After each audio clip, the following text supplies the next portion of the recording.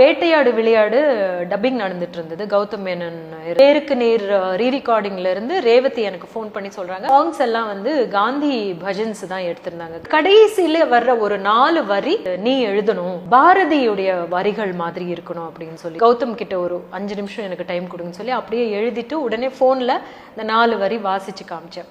கேட்டுட்டு இருந்தாரு அவரு, நீங்க பாட்டு கூட எழுதுவீங்களா அப்படின்னு. சார் ஃபர்ஸ்டா எழுதுறேன், அதுவும் பாம்பே ஜெயசி தான் பாடினேன்.